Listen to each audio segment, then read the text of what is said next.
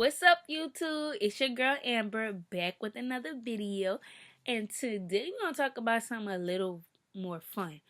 We're going to talk about this show called Love After Lockup. If y'all haven't seen it, it comes on WeTV. Airs new episodes every Friday at I think 7, 8 o'clock. I'm not sure, but it's one of them times. So if you're not familiar with the show is basically about people that are in jail and people that are in the free world write them on these little websites. I think one of the websites was called meetainmate.com. They meet these people in jail. They write them letters. They write them on the website. They get the info. They start writing back and forth, sending these people money to put on their phone, books, whatever, making sure these people surviving in jail and just being a person to comfort them and be there for conversation and all that. So, I want to talk about season 2. I've been watching the show since season 1. It's interesting. I watch weird shows, so I find it interesting to me. Now, I will say this. I don't judge relationships. However you found the person that you're in love with and it worked for y'all, it worked for me. But me personally, I can't meet nobody in jail. I don't know how you are when you're free. I don't really know you. All I know is the stuff that you tell me, and I feel like people behind bars will tell you anything. They need money. They need people to make that time go by faster. They hungry. They'll sell you $1 million dream, baby. They in jail. Nah, I can't meet nobody online that's in jail. No. But that's just me. If you do it and it works for you, kudos to you, and I'm happy for y'all. But for me, it's a no. So, some of the people on the show, they met the person that they're with before they went to jail. So that I could deal with. If I knew you before you went to jail, cool. So, season 2, they have, it's crazy. My favorite story on season 2 right now has to be the Michael, Sarah, and Megan situation. So, Michael is the one that was in jail. Sarah is Michael's wife. Megan is Michael's girlfriend. Megan and Sarah know nothing about each other. Megan is this sweet individual. She's a virgin. She met Michael, I guess, through a friend or something, and was like, hit my boy up. He in jail. He needs somebody to talk to. So she talked to him, fell in love with him. Now she want to get married, lose her virginity, and all this to a man that she met over the phone that was in jail. First off, no. Second, Sarah is Michael's daughter's mother. So he married her because he wanted the opportunity to be able to be in his child's life. So Michael saying he loves Sarah because she's his daughter's mother. But he in love with Megan and he want to be with Megan. How that's gonna work? That's how y'all know men are just, not all men, but a good amount of men are low down. You got one girl over here that's don't have nothing. She has so much going for her. She kept her virginity. That's a big thing, to keep your virginity. And she 28 years old. That's a big thing. And you gonna come in her life, take her virginity, even though he say he in love with her, but he been deceiving her all this time. And I'm pretty sure if she find out that he been deceiving her, it's not gonna be good. So when he first came home, he didn't want Megan to be there when he first came home because Sarah was picking him up. And he had to go spend time with Sarah. And he had sex with Sarah so he could go and see his daughter, which fully I understand. He obviously knows something about Sarah that if he don't be with her, he can't see his child. But he should have made sure that it was good with Megan. Megan don't know that him and Sarah married. So she in the dark and she confused. So I feel bad for Megan. I feel bad for Sarah too because he just picked the argument on this on episode 7. He picked the argument with Sarah because he had Megan coming into town. So he picked the argument with Sarah, made her go home. She like, I don't want to be bothered with you. I don't want to see you. And that was his whole point. He wanted her to get mad so he can go spend time with Megan. So he ended up going see Megan. So we're gonna see what happens about that whole situation next episode because I think Megan about to lose her virginity. Because I seen on a preview, she's like, I'm no longer a virgin. So I think she about to go lose her virginity. My bad, y'all. Somebody text me. So next we have who is another couple on that show? But that whole situation, that's my favorite situation. Let me see who else on this show. I had to get their names so I can remember. Alright, so Marcelino and Brittany. Marcelino and Brittany, that's a kind of weird situation. Marcelino, when Brittany first got home in like, I think episode 4, she came home like episode 4, I think. When she first came home, Marcelino controlling. Like, he basically trying to control her life, make her do what he wants her to do, make her be this person that he wants her to be. Like, it didn't work. Like, no, they not. I don't think they're gonna last. I don't see them lasting because not only is he too controlling, now he has doubts of wanting to be a stepfather. Brittany does have a son, and now he don't know if he want to be a stepfather. Well, you knew that she had a son when you started talking to her. She told you that in the first few messages or letters, whatever, that she had a son. So you knew that. So why you doubting it now that she's home? Then Brittany, she low-key a lesbian. When she was in jail, she had a girlfriend. And now that she's home, her girlfriend's home too. So her and her girlfriend had like a little pool date or something. And they was like, the ex-girlfriend was like, well, did you tell him about me? Did you tell him that, you're bisexual? And she's like, no, but I'm gonna let him know. No, baby, you should have said that. Because now he thinking y'all about to be this thing and you really want to be with her and you want to be with him. But I don't think the way Marcelino is and the way he seemed, I don't think he going for that because he don't even want her to talk to nobody that she was in jail with. Like, she have a best friend and she's like, this is like family to me. He was like, I don't think you should hang around her because she was in jail. You shouldn't hang around anybody that's felons because it's part of her probation, which I do understand. But if that's how she feel, that's how she feel. Like, he just don't make no sense. So, next couple we have is Megan and Michael. Megan and Michael. What do I remember about Megan and Michael? I'll have to come back to Megan and Michael because I don't really remember much about Megan and Michael. Oh, I just talked about Megan and Michael.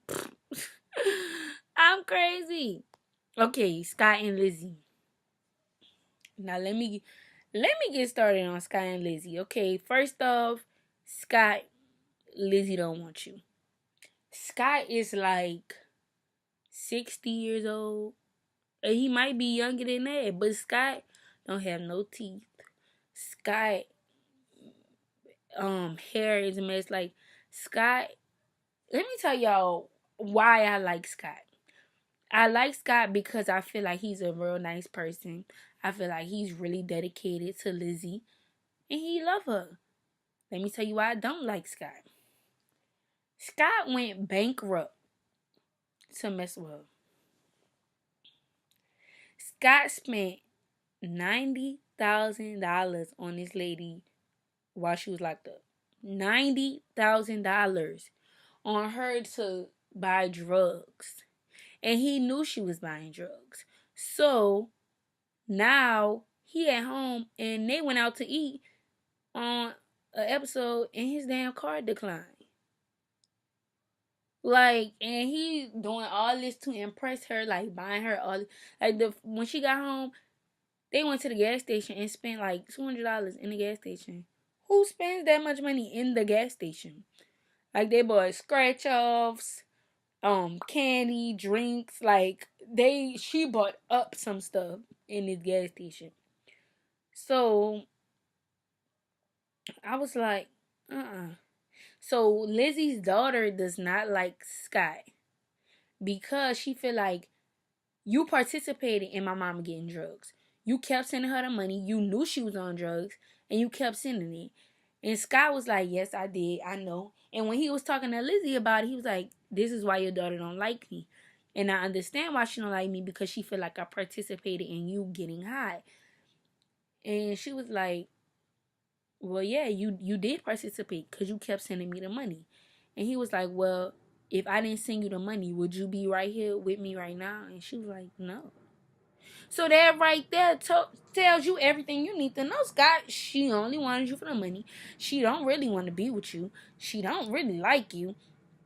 And that's what it is. Like, you should know. Like, that's your answer. She's using you. Point blank, period. She don't want you at all. She don't want you. Don't care. She don't want you. She's cheating on you. And that's what it is. So in episode 7, like I said, Michael went shopping with Sarah for the rings. Got into an argument with Sarah about the rings, just so he could go see Megan. Then we had Clint and Tracy. Or I ain't talk about them. Clint and Tracy. So Clint a little off. Clint got a little problem. Like, you could tell that by meeting him. He got a little problem. He ain't all the way there. And Tracy found her a duck while she was locked up. Cause Scott had $1,000 limit on his card for when that girl came home. And he was like, $1,000 to spend on their little trip. Scott spent that $1,000 in that first day, baby. They spent $350 on her hair. And $350 on her hair. Out of his $1,000 budget for their whole little weekend. He had to buy her hair. He had to get her hair colored. He had to he had to buy her outfit, take her out to eat, buy the hotel room. Then a day after she got out, he bought her a ring, but he had already bought her the ring before. That wasn't part of his $1,000 budget. But he bought her a ring and proposed to her at the restaurant they went to the night that she got out. And the very next day, they got married. He had to buy her a dress for that. Get her all ready for that. She was 4 hours late to the wedding. Walk in there like she was the baddest thing, looking a mess. That dress, she should have left it wherever she picked it up. She should have left it. Her hair was plain Jane, so you ain't spend no money on no hair. So what was you spending that man money on? Then they got married. They must have got a hotel room or whatever. Tell me why Scott up there crying. Not Scott. Clint up there crying. Calls his mom on the phone. It's like, oh my, she stole my cell phone. She took my card. I'm sure she took the credit cards too. And he's like, his mom's like, what's wrong? What happened? Like, what's going on? She done took this man card and phone. And he was like, and she has a problem, Mom. She has a real problem. So his mom's like, what's the problem? What's wrong with her? He done found out she was addicted to crack. And she was trying to have him do crack with her. And got mad because she wanted some more crack. And I guess he didn't want it. and got mad and took all his stuff and left. So that's another reason you don't know these people behind when they're in jail. You cannot meet somebody in jail and think they about to tell you everything. Now they do have people that do it because I seen it. I know somebody that met somebody in jail, got married, and they're together happy. But that's them. Everybody not like that. You can't suspect you about to meet somebody in jail and that show the love of your life. Like that's not happening. Not happening at all. And so this girl done ran off. So I want to see what's gonna happen with them because she done ran off with his stuff. She done ran off and took all his stuff, and he on the phone with his mama crying. So I can't wait to see what happens with that. And then the last couple that I want to talk about from yesterday was Matt and Caitlyn. I like Matt, but I could tell that he have a little problem. So Matt and Caitlyn decide to go on a date to a restaurant. They took an Uber, whatever. They go to this restaurant, and their bill comes up to $133. First off, why y'all went to a restaurant that was gonna cost $133 when neither one of y'all have a job and y'all complaining about income? Y'all could have went to the store, got some groceries, and cooked. Like what? No, not happening. That's no, not freaking happening. I'm like and then once he seen the check, he was like, "We gotta go, we gotta run." He was like, "I'm not." She was like, "Are you about to pay for the bill?" He was like, "I'm not paying for this." You ever heard of what is Dine and Dash? And she looking like, "No, I can't. We're not doing that." But she saying we're not doing that. But he got up and grabbed her and was like, "Come on, let's go." And she, guess what she did? She got her ass up. And then he was like, "I'm playing." And then they was walking towards the door. Then he turned around. He's like, "I'm playing, babe. I'm just playing." But your foolish self was about to get up and go with this man. And then she got mad. "Don't play with me like that. You should have never got up, crazy." Like, y'all really gotta watch this show. Like, I just don't get it. Like, these people are really crazy on this show. Like, y'all could have never paid me to think that somebody was gonna come home from jail and be this normal person, baby. I'm good. But that's all I have to say because I just watched the episode from yesterday because I missed it yesterday. And I'm just like, I need to do a review on this because I know somebody else watching that show be thinking like, are y'all crazy? Megan, if you ever watch this girl, because I know the season passed and you know all the stuff now, I'm sorry for you. And I hope that you losing your virginity to him did not ruin everything. I hope everything worked for y'all. And I hope you happy. But I'm gonna do another review. I'm gonna do another review on episode 8. Cause I know next week episode finna be good. I just know it. So y'all be on the lookout for that episode. I mean for that review. And other reviews on other shows that I watch. I'm gonna start doing reviews too. So thank y'all and see you next time. Bye.